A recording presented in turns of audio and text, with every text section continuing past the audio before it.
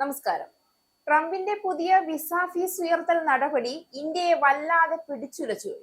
അമിത താരിഫിന്റെ പേരിൽ ഉണ്ടാകുന്ന പ്രശ്നങ്ങൾ പരിഹരിക്കാൻ ബദൽ മാർഗങ്ങൾ ഇന്ത്യ കൈക്കൊള്ളുമ്പോഴും താരിഫ് വർധനവ് ഇന്ത്യയുടെ സാമ്പത്തിക വളർച്ചയ്ക്ക് മേൽ കരിനിഴൽ വീഴ്ത്തുന്നുണ്ട് എന്ന കാര്യം വാസ്തവമാണ്.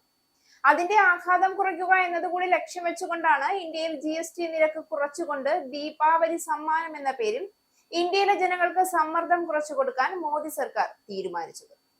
എന്നാൽ അതുകൊണ്ടൊന്നും ഇന്ത്യയുടെ നട്ടെല്ല് നിവർത്തി നിർത്താൻ കഴിയുന്നില്ല എന്ന കാര്യം വാസ്തവമാണ്.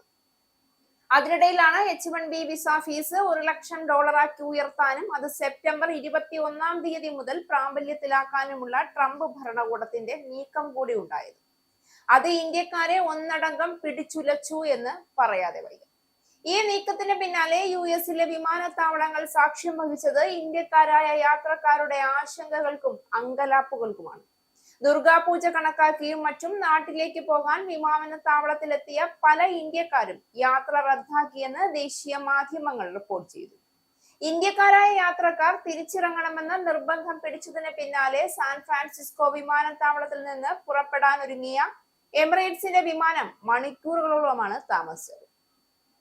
US വിമാനത്താവളങ്ങളിൽ മാത്രമല്ല, ദുബായിലും മറ്റു ചില ട്രാൻസിറ്റ് വിമാനത്താവളങ്ങളിലും ഇന്ത്യക്കാരായ യാത്രക്കാർ ആശങ്കപ്പെടുകയും യാത്ര ഇടയ്ക്ക് വെച്ച് അവസാനിപ്പിച്ചുവെന്നും റിപ്പോർട്ടുകളുണ്ട്. ട്രംപിന്റെ ഒരു ഭീഷണി വന്നപ്പോൾ തന്നെ ഇന്ത്യക്കാരുടെ അവസ്ഥ അമേരിക്ക ഉൾപ്പെടെയുള്ള വിദേശ രാജ്യങ്ങളിൽ ഇതാണ് എന്ന് ഓർക്കണം.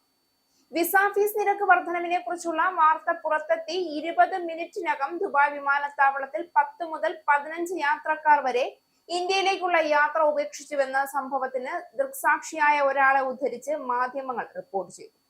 ദുർഗാപൂജയുടെ കാലം പ്രമാണിച്ച് നിരവധി ഇന്ത്യക്കാരാണ് അമേരിക്കയിൽ നിന്ന് നാട്ടിലേക്ക് വരാനിരുന്നത്. US വിടരുതെന്നും രാജ്യത്തിന് പുറത്തുള്ളവർ 24 മണിക്കൂറിനകം മടങ്ങിയെത്തണമെന്നും H1B വിസക്കാരായ ജീവനക്കാർക്ക് മെറ്റയും മൈക്രോസോഫ്റ്റും ഉൾപ്പെടെയുള്ള ടെക് കമ്പനികൾ നിർദ്ദേശവും നൽകിയിട്ടുണ്ട്.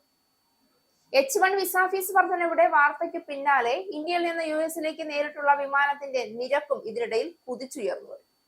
ഡൽഹിയിൽ നിന്ന് ന്യൂയോർക്കിലേക്കുള്ള ടിക്കറ്റ് നിരക്ക് 37,000 രൂപയിൽ നിന്ന് 70,000 മുതൽ 80,000 വരെ ഉയർന്നു. H1B വിസ ഫീസ് വർധനയിലൂടെ അമേരിക്കൻ തൊഴിൽ വിപണിയെ സംരക്ഷിക്കാനും ഉയർന്ന വൈദഗ്ധ്യമുള്ളവരെ മാത്രം രാജ്യത്തേക്ക് കൊണ്ടുവരാനുമാണ് ഉദ്ദേശിക്കുന്നതെന്നാണ് ട്രംപ് ഭരണകൂടത്തിന്റെ അവകാശവാദം. എന്നാൽ H1B വിസകളെ ഏറ്റവും കൂടുതൽ ആശ്രയിക്കുന്ന ഇന്ത്യക്കാർക്ക് ഇത് വലിയ പ്രതിസന്ധിയാകും സൃഷ്ടിക്കുക.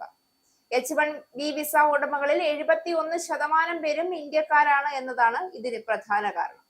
റഷ്യയുമായി ഇന്ത്യ തുടരുന്ന വ്യാപാര ബന്ധവും ഇന്ത്യയുടെ ദ്രുതഗതിയിലുള്ള വളർച്ചയുമാണ് ട്രംപിനെ ചൊടിപ്പിച്ചത്. എന്നാൽ മോദിയെ പിണക്കി മാറ്റി നിർത്തി ഇന്ത്യ ചൈന റഷ്യ സഖ്യം ഉണ്ടാക്കുന്നതിനെ തടഞ്ഞുകൊണ്ട് പിന്നിൽ നിന്ന് പണി കൊടുക്കാനുള്ള ശ്രമങ്ങളാണ് ട്രംപ് ഇപ്പോൾ നടത്തുന്നത്.